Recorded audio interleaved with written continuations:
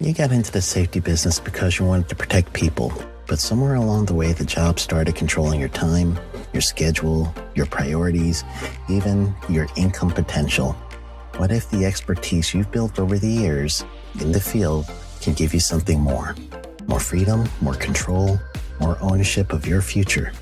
I'm Sheldon Primus, the author of 7 Steps to Starting a Profitable Safety Consulting Business and the host of the Safety Consultant Podcast, with more than 350 episodes helping safety professionals become consultants and grow their career.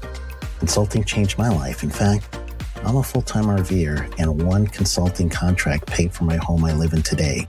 Now, I help safety professionals build their own consulting practice through bi-weekly coaching calls, accountability, and personal guidance. But this program isn't for everyone. Start with the Consultant Readiness Audit at sheldon.coach. What if everything we thought we knew about safety was just interference?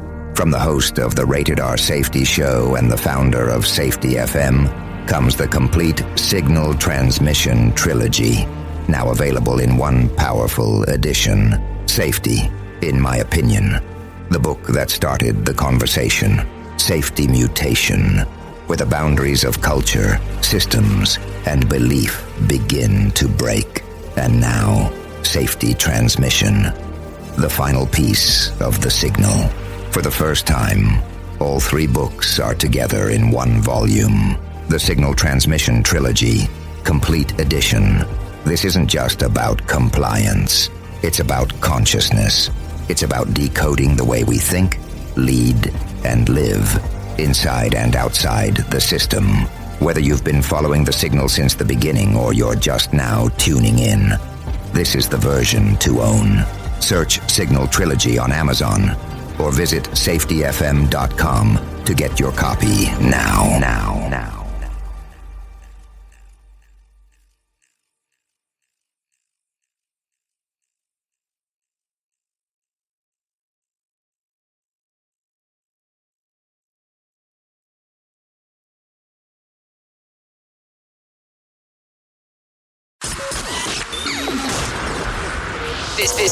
This show is brought to you by Safety FM.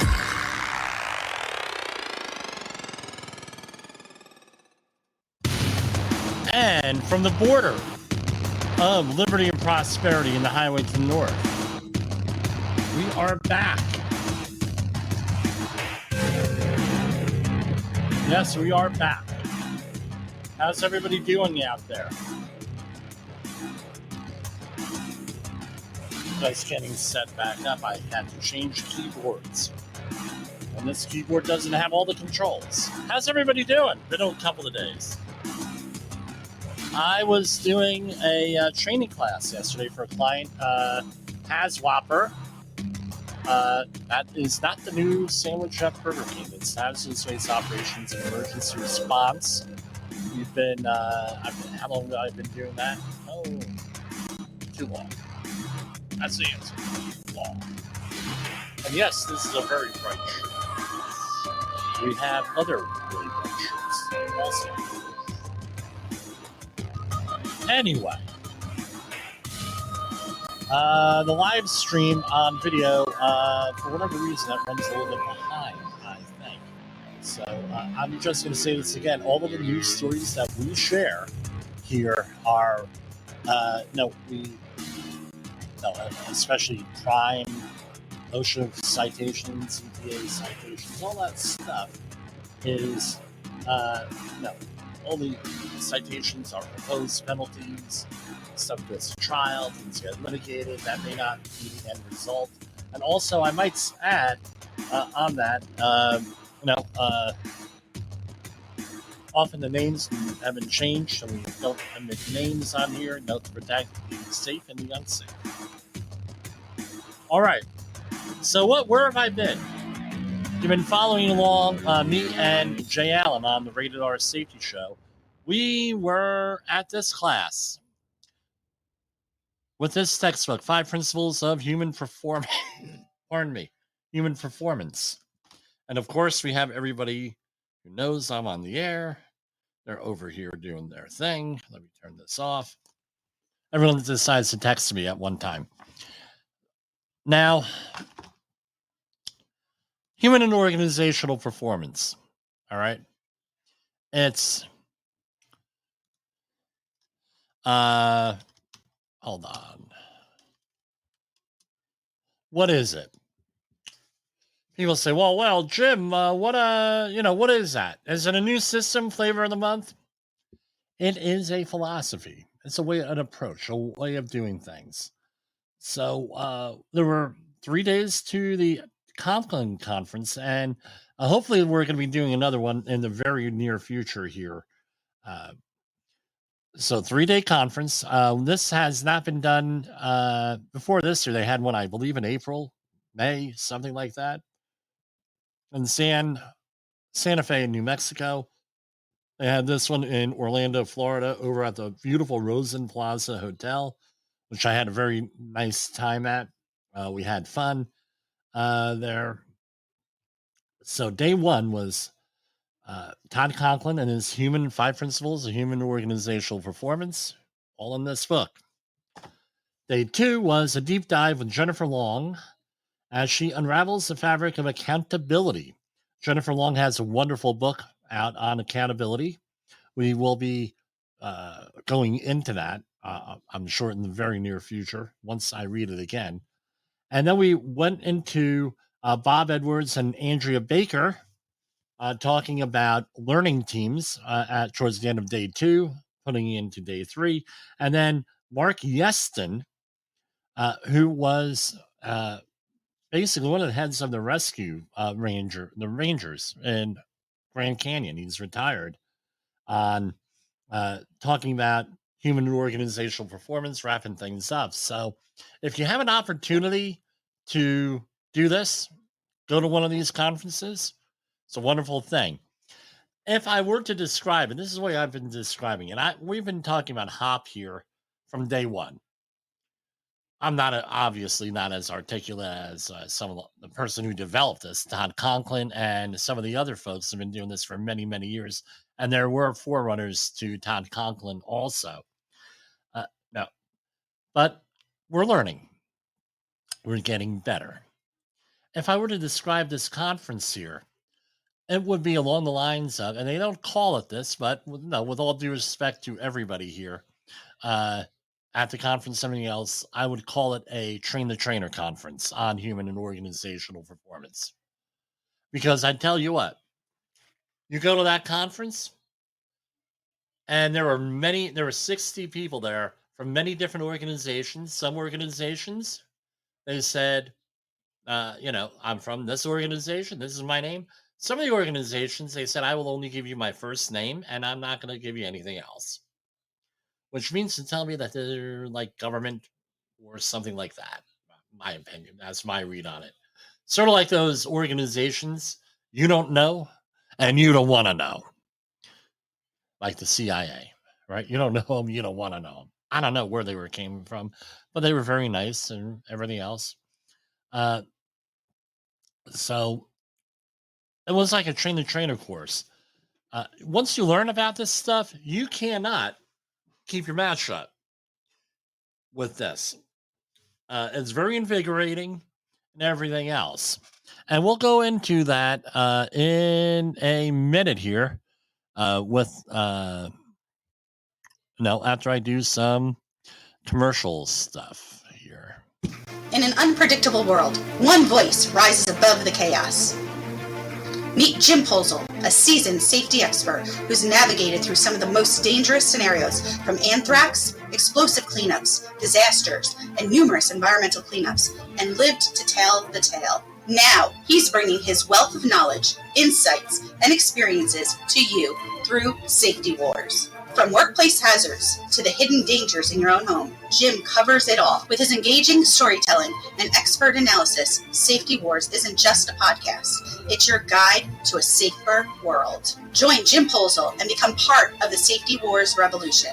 Available on Spotify, Apple Podcasts, YouTube, and wherever you get your podcasts and videos. Safety Wars. Your safety is our mission.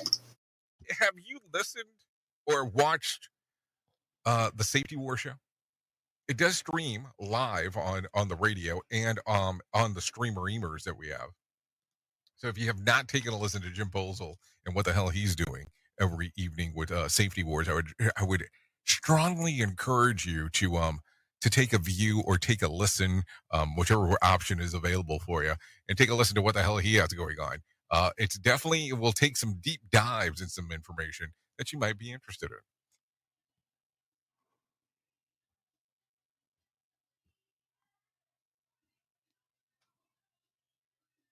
This is Safety Wars, broadcasting to our brothers and sisters in the occupied territory of behavior-based safety. Get out your secret decoder ring. Here is your nightly message. Blame fixes nothing. Blame fixes nothing. Okay, so we're back. That was, so my wife was enthusiastically cut some promos for me a while back, and that's what I'm doing. Now, we use it as a joke. No, I mean, come on. It's at night. We're tired. Most people have been up since like 4 a.m. in the morning, like here at the Safety FM. And, we kind of joke around a little bit. You have to have a little bit of fun. And I didn't have time to pull up everything that I wanted to talk about. Big thing to happening tomorrow. So it's Tuesday, October 3rd, 2023. Big thing is happening tomorrow, and it hasn't happened since 2011. I remember when it was going on last time. It was this whole thing on the emergency alert system. This is a story from Yahoo News. Be forewarned, on Wednesday, electronic devices nationwide, including cell phones, TVs, and radios, will blow out the jolting warning signs of an emergency alert accompanied by a message, but don't be alarmed. It's only a test. We repeat, it's only a test. The Federal Emergency Management Agency, along with the Federal Communications Commission, is running the test to make sure the wireless emergency alerts, WA for cell phones, and emergency alert system for radio and television are in proper working order in preparation for an actual emergency like a natural disaster, terrorism, or threats to public safety, especially nationwide. The upcoming test has also sparked conspiracy theories online. We were not the progenitors of these conspiracy theories, which have been debunked as false. I don't know. There was. So, what's the history of this? How long does this go back, this emergency alert system? My understanding is back to the early 1950s, and it was in response in part from something that happened right here in New Jersey, the War of the Worlds broadcast by Orson Welles, which I believe was in 37 from Grover's Mill, New Jersey, which is around Princeton. And he freaked everybody out with these with a broadcast. They were doing a radio play of a Martian invasion, War of the Worlds by H.G. Wells, famous novel, great book. And what happened was some of the towns in the screenplay or in the play were also towns in New Jersey. So, for example, someone said that thing came down close to Pomona. There's a Pomona, New Jersey, which has a famous university there, Stockton University, Richard Stockton University, New Jersey. I went there, Stockton State College, when it was only a college.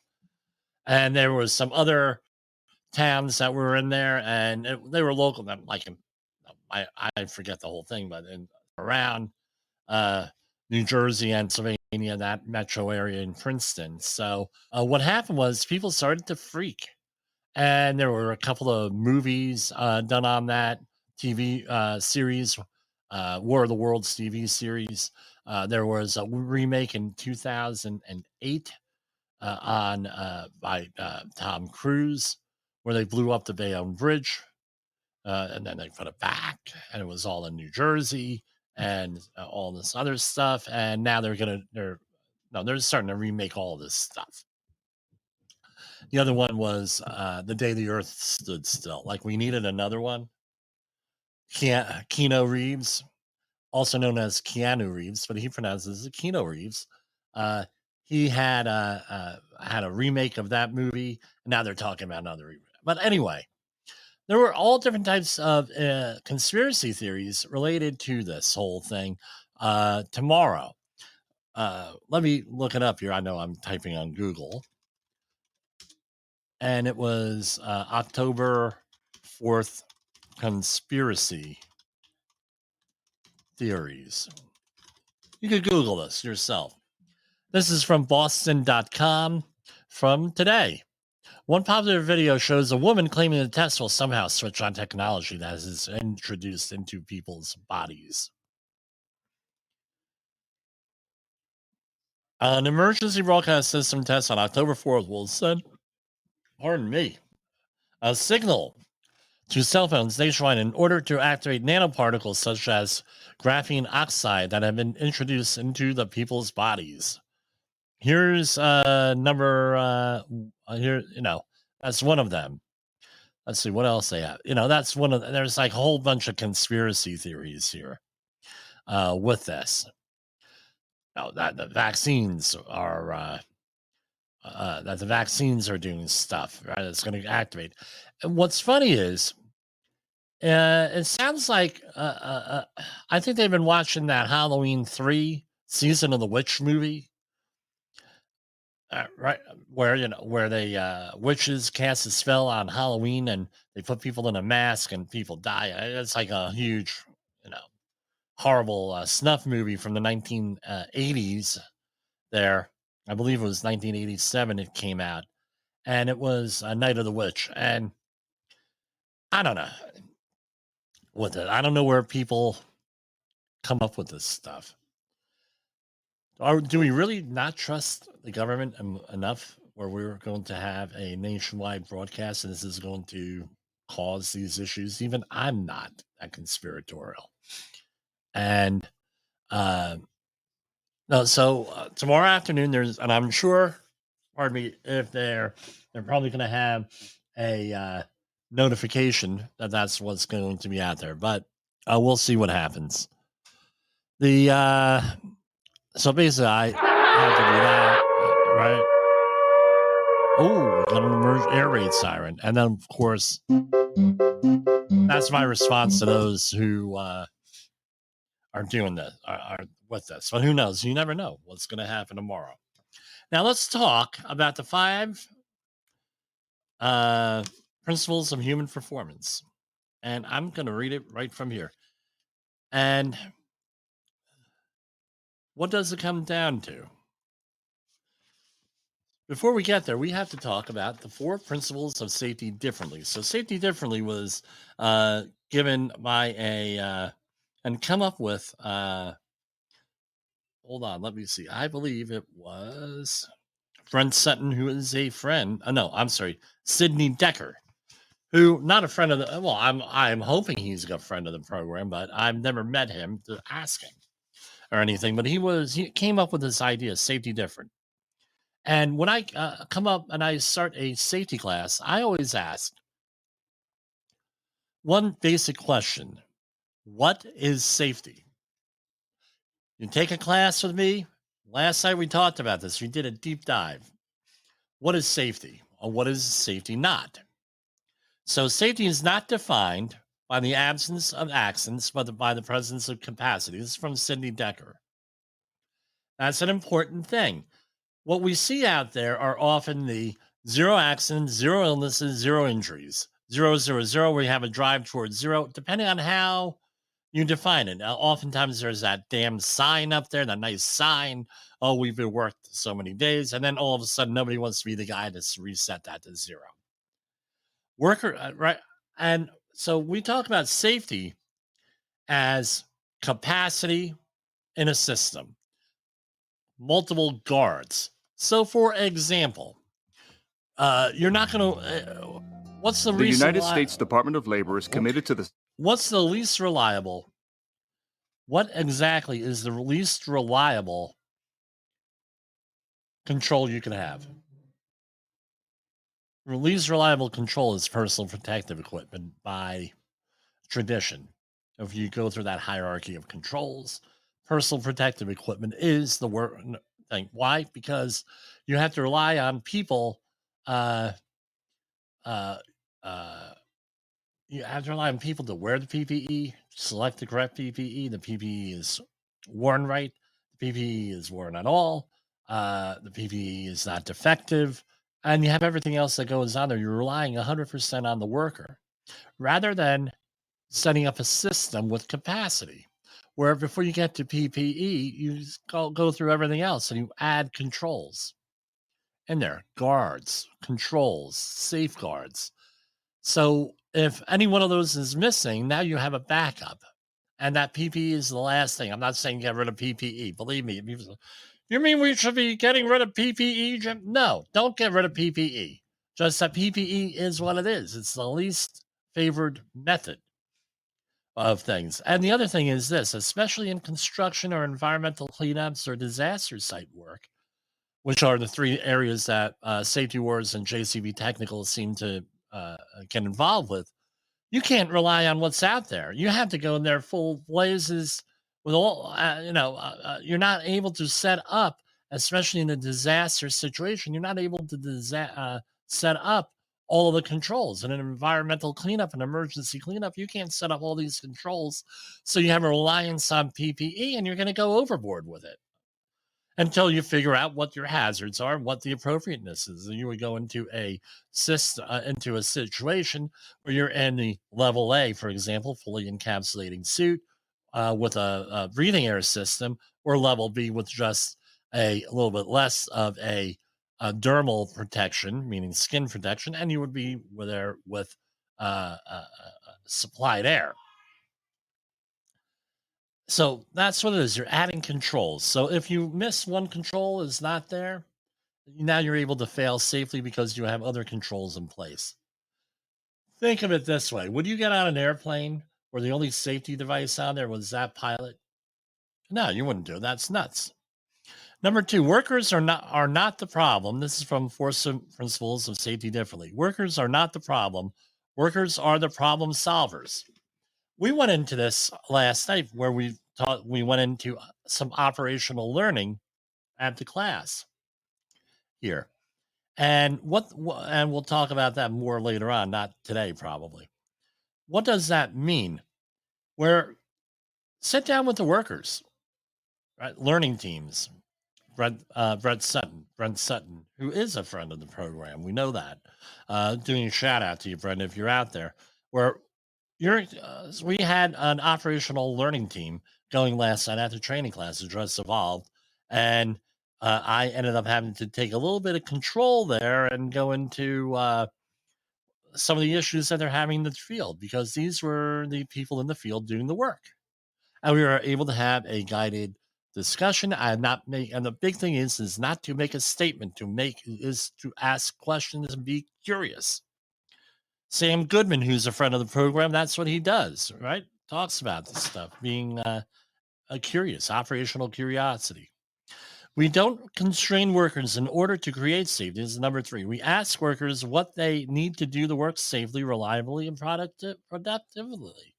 So this is along the lines of what conditions do we need to do the work successfully? What do we need? Rather than say, don't wear this and do this and do this, and along the lines of the work as done versus the work as planned. And number four, safety does not prevent bad things from happening. Safety ensures good things happen while workers work in complex and adaptive work environments. This is all from the 5 Principles of Human Organizational Performance. Now, if you're a listener to the program, you hear my wife talk about this stuff. And what we find out is that once you start looking at this stuff and thinking about it, you're going to be applying these to every aspect of your life, because it leads to a hell of a lot less drama when you are able to apply these principles to your life. One of them is, you know what? Let's take a break for Safety Wars, broadcasting to, right? We'll go back, and I hit the button here, and let's take this. Let me set this up a little bit. Hold on. In the professional safety community, communication and planning are just a few keys to your program's success. The question many practitioners have is, where do I start? Dr. Jay Allen, the creator of the Safety FM platform and host of the Rated R Safety Show, has built a global foundation to help you along the way. Go to safetyfm.com and listen to some of the industry's best and most involved professionals, including Blaine Hoffman with the Safety Pro, Sam Goodman with the Hop Nerd, Sheldon Primus with the Safety Consultant, Jim Pozell with Safety Wars, Emily Elrod with Unapologetically Bold, and many others. As individuals, we can do great things, but as a team, we become amazing. Dial into safetyfm.com today and surround yourself with a powerful force of knowledge and support.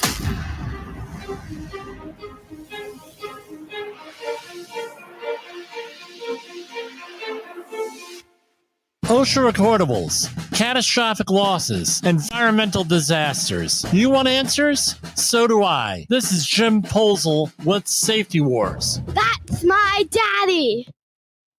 Okay, so we're back. I got the graphic that I need here. Hold on. Pardon me. I'm getting over this horrific cold. It has not been good. All right.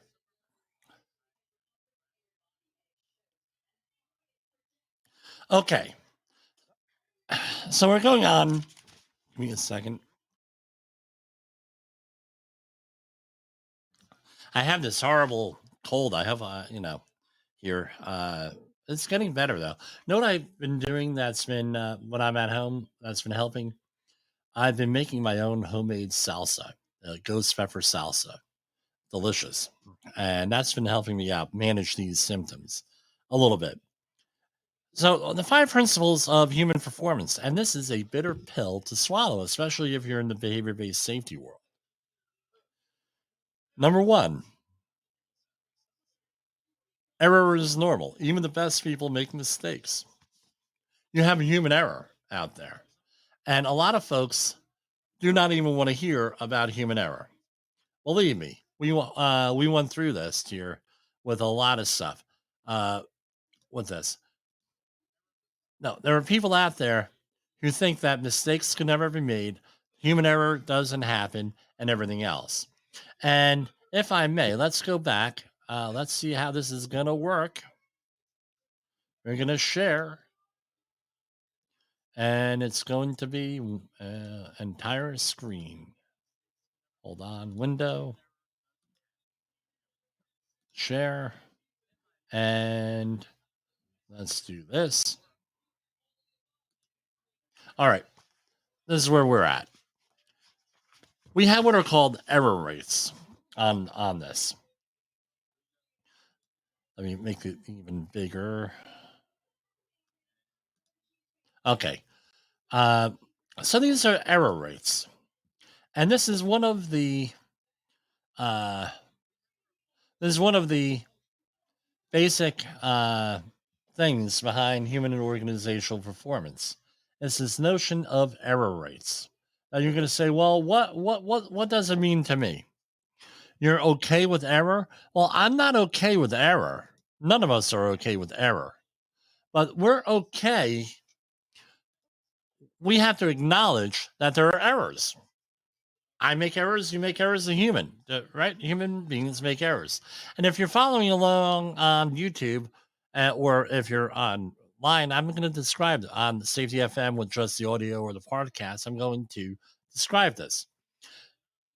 And this is a little bit counterintuitive. It goes against a lot of people's, what they've been told over the years. I saw a lot of very uncomfortable people. But what you want is to set up your work area. And I know this is extremely, probably damn near impossible in the disaster emergency response field. But in manufacturing, it's a lot easier. And in construction, if you look and set up the job, you're going to be able to do this. And there are 3 modes, and this is from Jens Rasmussen. There's the knowledge mode, rule mode, and the skill mode. You want to have your employees in the skill mode. How do we define that? Low attention to task and high familiarity with a task. We're not talking complacency where, oh, you're nebulous. Oh, look at me. That's not what we're looking at. That's not what we're talking about. Complacency. What we're talking about is low attention to task. You're on autopilot. You're doing the same thing over and over again. In the construction world, you're trying to set up a work area or a job site safely. We have to do this, we have to do this, we have to do this, we have to do this, and it's set up safely. We have people low attention to task, high familiarity with it.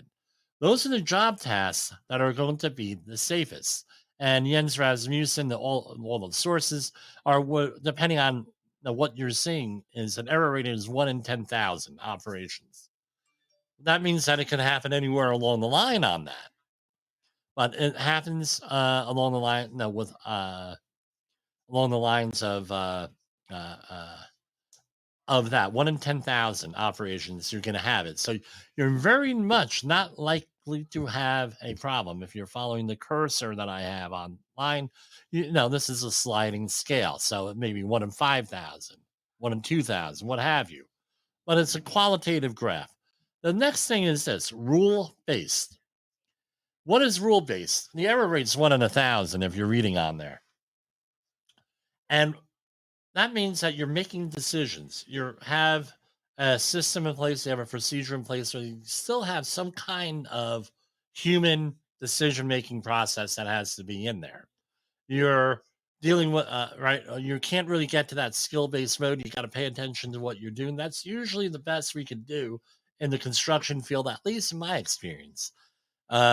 With that, because everything is a moving target. You have multiple trades, you have multiple situations you have to negotiate. The work area is always changing, things of that nature. Rules based. Then you have what is called the knowledge base. Now you're going to say, well, what the hell is that there, knowledge base? What do you mean? Some people call it the lack of knowledge base. But what you're doing is you're relying primarily on your past experience with similar work, or your experience only. You're not dealing with, you don't have a procedure made, you don't have best practices made, you don't have anything like that. The error rate for that could be like 1 in 2, meaning half of the time you go out there, you're going to screw it up. How does this translate? First time you ever, this was common when I was coming into the business.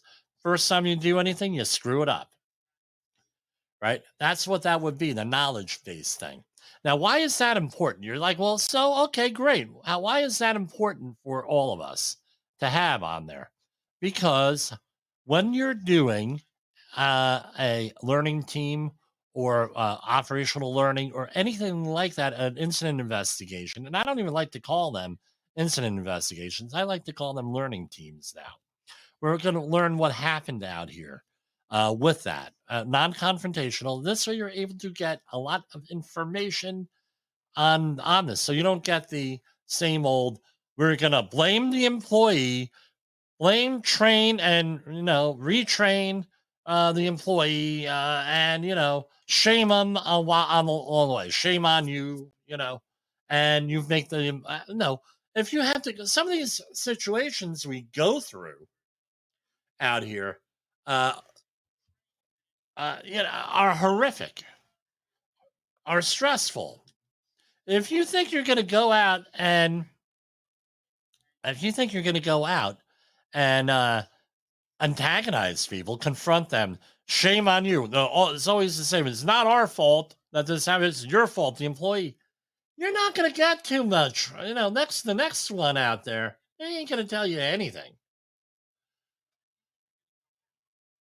All right, we'll talk about that in a minute. So it's important that you go out and you figure out what's out there, and you have to identify what mode you're in during the accident investigation. This way you can come up with the proper solution. If there is a solution, there may be no solution.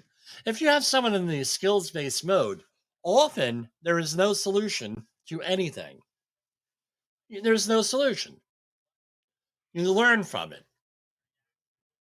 However, it could be a little bit of maybe the situations change, the conditions change that the employee wasn't aware of, that no one was aware of.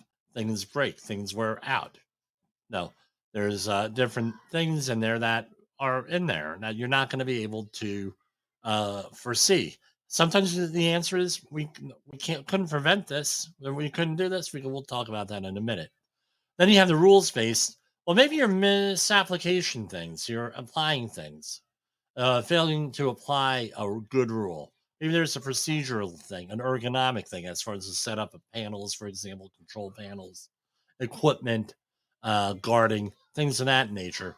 Then you have the knowledge, right? So, what would your solution to that be? You're going to change a procedure. You're going to get different equipment, things of that nature. What you want to be careful of is this: if the employees are in the skills based mode, you come up, and a lot of people feel that, and we've been brought up this way in the safety field. Well, you have to do something. You have to do something. We have to have a response to this. Well, okay, I explained to the people who have that attitude. We are in this. This is what. So this conversation may go like this. This person has been doing the job for 30 years. Has not had an issue with this. We haven't had an issue with this job for 30 years. That process with what we're doing in 30 years or 10 years, pick your number of years. That person is experienced, low attention to tasks, are very familiar with the task, been doing it, blah, blah, blah, knows the whole thing. If you're going to go and say we got to change something because we got to answer to somebody, what may you do? You may bang that person up to the skills-based mode on here. I'm sorry, up to the rules-based mode. Now I say, okay, well, now you're coming up with a new procedure. We were down on here with an error rate of 1 in 10,000. Now you're going to take that person, put it up into an error rate of 1 in 1,000. Now you have an issue. Because I say, are you comfortable with with a 10 times the amount of errors with that thing? Are you familiar? James, you want to show your science project on air? Yes. What is it? A cell. It's a cell. He built a model of a cell. He was studying microbiology at school. Better? You can tell that he has his artistic skills from his mother, not from me, right? Anyway, sorry about that. We're at home here. So, by the way, James got to meet Jay Allen last week via FaceTime. He was all excited. So anyway, rules-based mode. You're going to bang that person up in the rules-based mode, where you're going to be going in and with a higher error rate. And the worst thing to do is put it in a knowledge-based mode, where the person doesn't. We're going to change everything. So that's a very important discussion you have to have. That's a very important point that you have to have when you are dealing with this. Now, Jessica wants to show her arts and craft. Ay. Hello, honey. Hey, there she is. Okay. Very good. They do not get their artistic abilities from me. Blame fixes nothing. My children have gotten this one down perfectly. Right? Blame fixes nothing. You can't go around blaming things. Is that your view of the employee? Are the employee is the problem to be solved? So you're going to go blame the employee? That's no good. Learning and improving are vital. Learning is deliberate. This is where we get into learning teams. Right? And Brent Sutton has his book, The Practice of Learning Teams. So we have Sam Goodman out there with that. But I tell you what, if you're a experienced and mature safety professional, this is what you try to do. You try not to go and come to conclusions. Which comes to number 4, context, right? So context influences behavior, systems drive outcomes. Those go 1. So when you're going out there, you don't go out there and say, well, I've been doing that job for 30 years. I haven't done it in 5 years, and I know exactly what the hell went wrong. This is what you get when you have traditional safety being managed by non-safety professionals or people who are not familiar with this whole system. I hesitate to call it a system. It's a philosophy more. You want to go out there and you want to find out what the hell happened. I'll use the example of a couple years ago where we had somebody who had chemical burns. And the client calls me up and says, Jimmy, we've never used you for accident investigations, but we had one here, a relatively serious one. And by the way, it's the most serious one we ever had at the company. So therefore, we wanted to do an accident investigation. I said to her, the person on the phone, I said, look, this is the way it is. Do you want a one-pager or do you want a report with all different findings on it? Well, what do you mean one pager? A one pager is, well, I'm going to make it, this is all going to come out. I can do that. I don't prefer doing that. I want to find out exactly what happened and analyze everything that went on, get some context, talk to people, maybe get a group of people together, like 5 to 8 people. Well, that wasn't going to happen during COVID. There. And we talked to people. We talked this out like people. Well, I like that approach better, Jim. Well, okay, let's do that. It could also be another good example where you have a whole bunch of managers that are out there who want to look at something. They're not sure on the process, but you tell them, hey, look, let's look at the process. Let's have a non-confrontational thing. We're going to have some curiosity, find out, get everybody on the same team. So you use some of those leadership skills and everything else and go in there. And we're going to ask some curious questions and find out this. And then you find out, right, with the first one, this is what happened. We did that. What they wanted was, what they expected was, the person was not wearing goggles. That was true. But there was a hell of a lot more that went on before the last thing. He wasn't wearing goggles. What were some of the contexts? Some of the context was that it was done on Patriot Day, September 11th. The guy had lost someone on 9/11. The guy was a new employee, wasn't experienced. They linked up a senior manager with a new employee.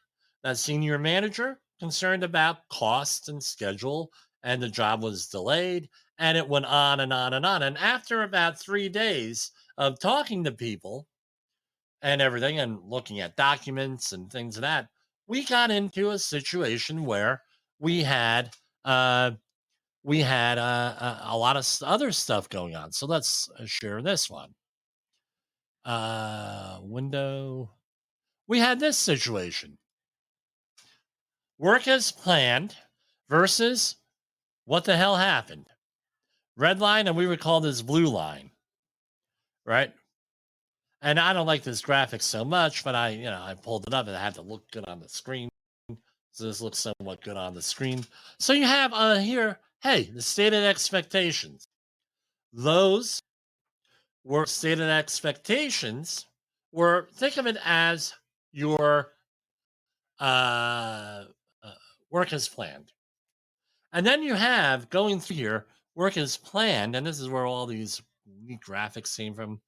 You have work as planned versus work as done.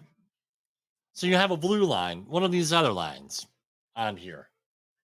That's how work is done.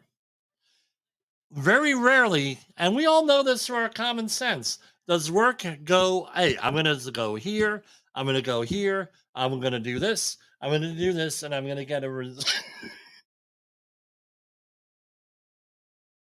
And I'm going to get a cough, right? No, I'm going to get a end result. So, for example, in the morning, I go on I'm going somewhere. I'm working on a project in a very urban area, and I go throw on the GPS. The GPS gives me 5 different ways of getting there, depending on the time and everything else. I go on the road and I start going to that place.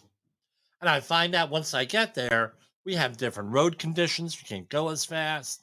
We're going slow. We have an accident. Not us having an accident, but there's a delay in the accident. There's a traffic jam here.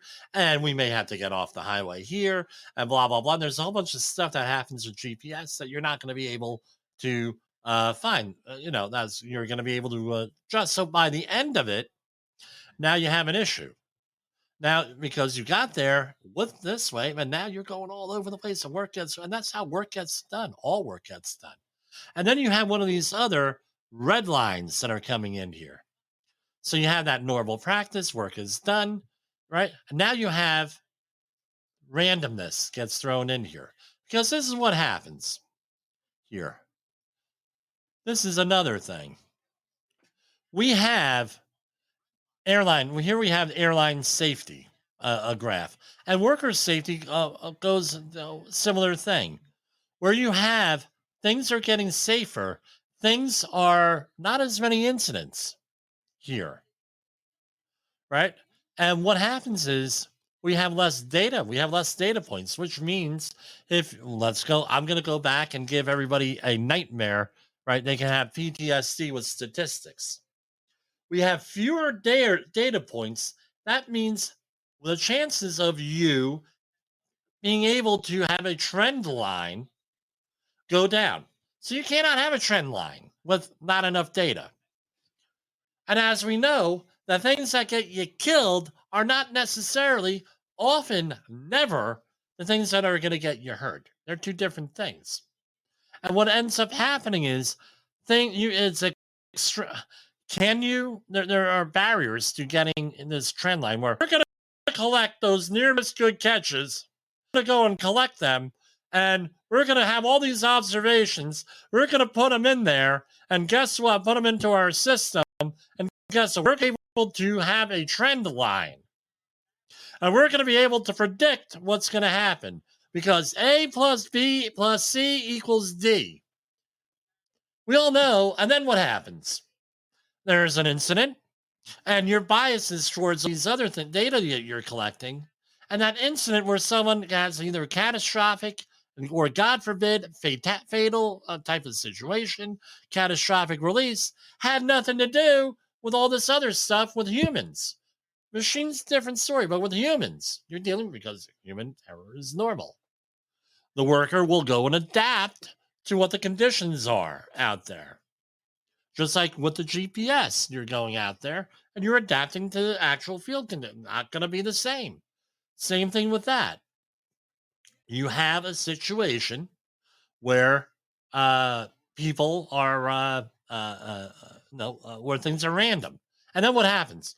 Well, the reason why that this accident happened, come on, guys, you've all heard of this, is because you were not collecting good data. Oh, yeah. We hear that, right?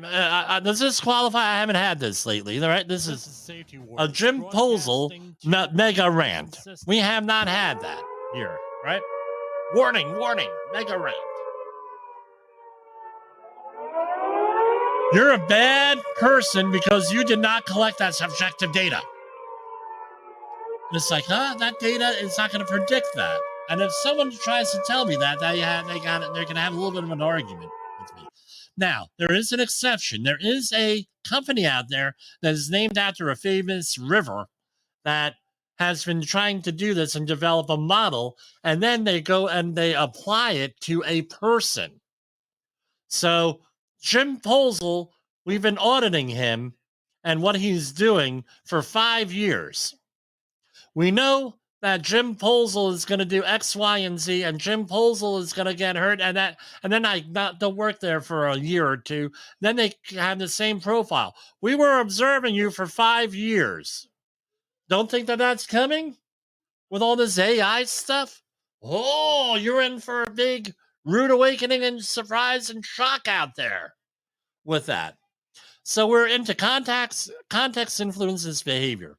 Systems drive outcomes. What are we talking about? Well, another point with this is incentives. What's your incentive? Is it your incentive going out there and saying, hey, attaboy, you did a good job? That's an incentive. Hey, boss told me that I did a good job. Now I'm incentivized. It could be a cash incentive. It could be, right, one of those surprises. I got this as a prize one time, right?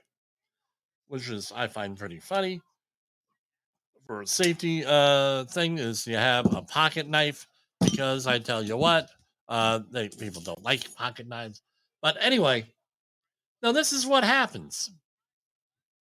Work as done versus work, right, as was planned and the risks thrown in there. And now we're going to have incentives drive. What's your incentive? Is it pay? Is it promotion? Is it a better job assignment? In the construction world, bringing you on to the next job? Is that your incentive? And hey, we finished that job in record time. Well, you took all these shortcuts, got people hurt. Doesn't matter. You got it done in time. We hear this all the time, and I had a big argument with someone one time. I should say they had a big argument with me because one of their employees told me, I was working for the general contractor. One of the employees told me, "Oh, we're getting an incentive if we get this job done early, and all the safety stuff is getting in the way of getting the job done early." You don't think I'm going to report that? Really? I didn't report who the employee was, but I did report it. And then, oh, well, we don't do that. I said, look, I got your guy saying it. And he said it in front of 5 people here who are in the room. Well, we don't do that. We don't encourage that. We don't have incentives like that. I said, you may not knowingly have an incentive like that. You're not going to write the person out a check or give them a prize. No, you could give them a little Shrek here. Hey, hi. You're not going to give them that. But there are nonverbal types of things. Incentives that you can give them even unknowingly, right? Not everyone's evil here. I have met evil people. I have met sociopaths, right? How you respond to failure matters. Leaders act and respond. A response counts. So that's the 5th thing. Your response counts. So what does that mean? We're going to go into deep dives into every one of these things eventually. When someone comes to you with bad news, what do? Do you freak out? Do you scream? Do you yell? Do you curse? Do you say, you did what? You did what? Are you kidding me? Shame on you. I'm going to blame you, and I'm going to retrain you. You don't know what the hell you're doing. Versus, tell me what happened. What happened? Tell me more. You have some bad info? Okay, let's sit down. And you got on the inside, you may be like, ah! But you got to keep it together. And you have to say, okay, let's see what this is about. I got bad news. Okay, we got lots of bad news. My first question when someone gives you bad news is, did anyone get hurt? No, Jim, nobody got hurt. I said, well, then we don't have too much of a bad news, do we? So let's go. Let's hear about it, and we're going to learn and improve from that situation. Or we're going to say, well, maybe how could we handle that? One of my employees came up to me, and she was doing a good job, right? It was a good hire, as we call it. She was doing a good job, and there was a problem. She didn't make a mistake. She could have handled the situation a little bit better. And what I said, I sat down with her and I said, okay, this is what the reality is. I said, I know we went over this in your onboarding when you came on board, where we talked about performance modes, knowledge, rules, and skills based. I said, on this graph, where do you think you were?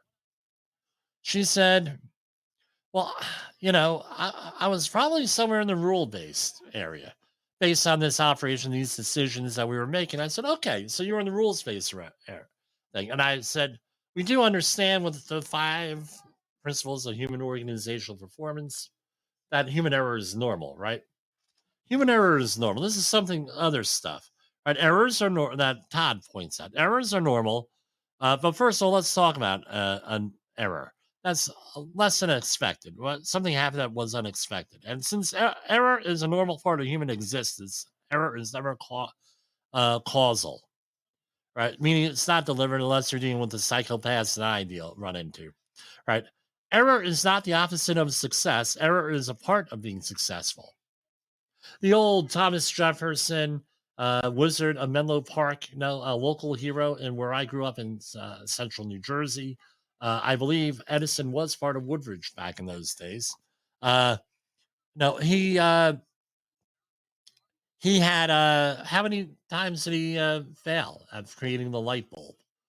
He said, well, no, it's not that I failed. It's that I found a way not to do it. Okay. Errors are not choices. Error exists in success as well as failure. You can't remove error, so you must defend against the inevitability of error. That's your controls, your safety, capacity, right? Resilience. Good systems build in error tolerance. Knowing errors will happen is a good thing because now you can plan for them, you can respond to them. An error without significant consequence is the closest thing to leading indicator data. So I went through this. I said, okay, well, you made an error. And she said, yeah. I said, well, how would you handle that differently? She said, well, I would handle it differently this way, Jim. And I said, okay, I guess you're not going to do that again. She said, yeah. I said, look, we're here to learn. Not a big deal. If they're holding this against you to that degree, then shame on them. And what are you going to do? I said, is the client happy? She said, the client wasn't happy about the error. They understand that it happened. I said, okay, well, it's going to happen. So what? And that's what it comes down to here is with this, how else are you going to respond? We had a guy, I'm not going to use his name, but I do know for a fact that organization was spoken to by Todd Conklin, and they know all about, they paid a lot of money, dude. Let's just say they nickel and dime me and all the other training organizations in the area on training. All right. But they spent a lot of money. They sent all their senior level level managers, relatively to what I charge on training for human organizational performance. I know it for a fact. And a 3-day seminar, you could go look up the cost. But anyway, they had a personal appearance by Todd and some other folks. Went through all of this stuff.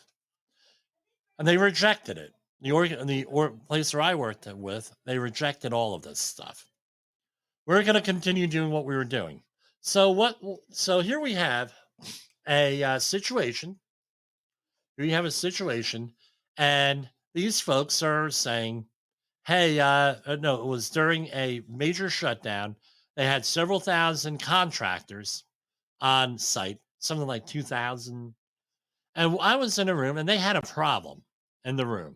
They had a problem. They had a pretty serious, significant near miss. Some equipment got damaged. So it was an incident, but nobody got hurt because we had controls in place. So what do you think this guy says? Blah, blah, blah, blah, blah, blah, blah. I don't like the way you people are looking at me. You're not taking this seriously. Because it was like this. I'm working for painters. This is a mechanical contractor.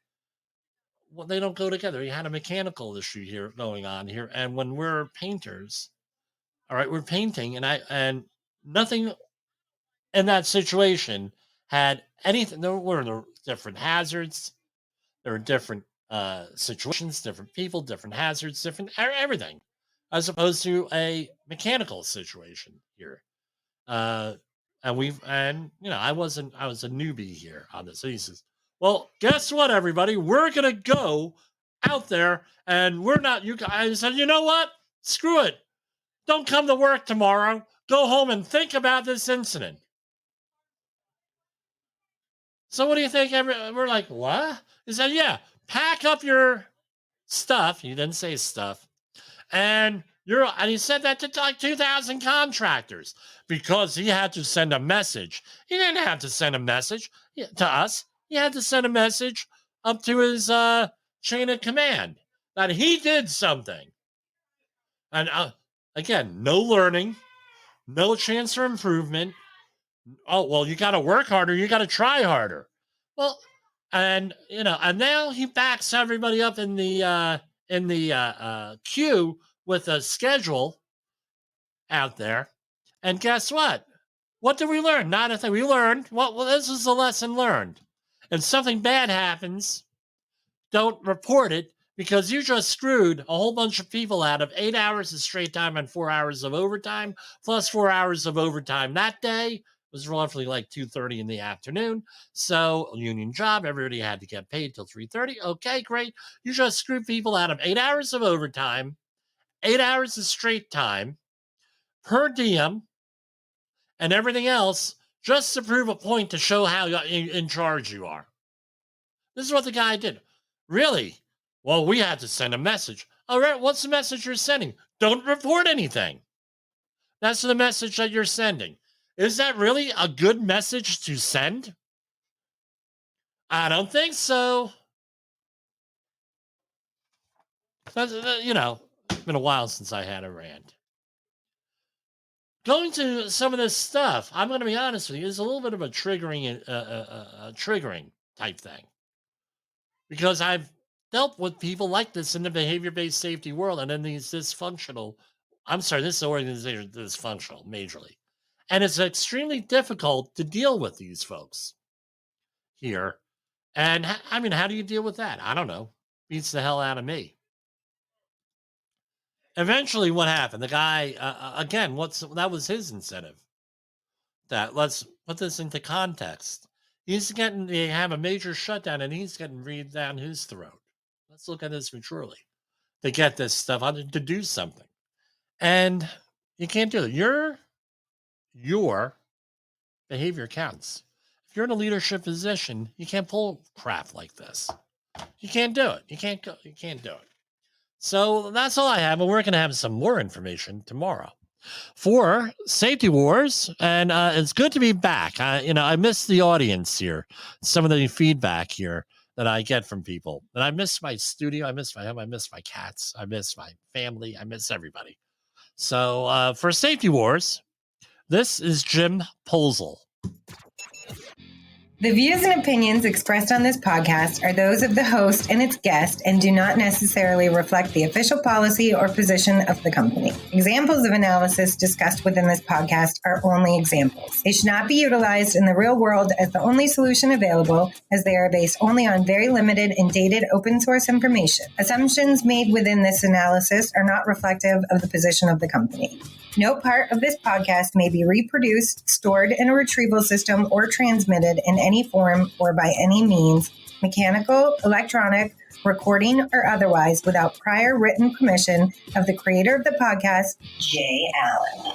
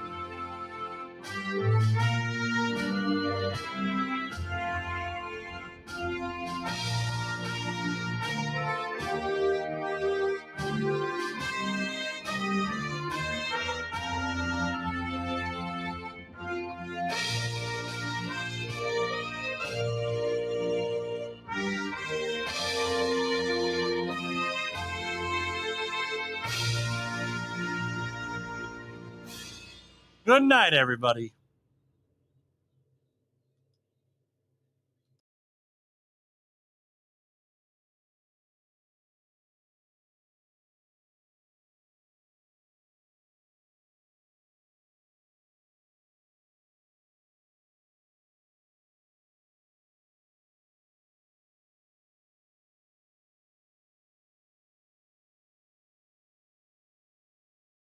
You got into the safety business because you wanted to protect people, but somewhere along the way, the job started controlling your time, your schedule, your priorities, even your income potential.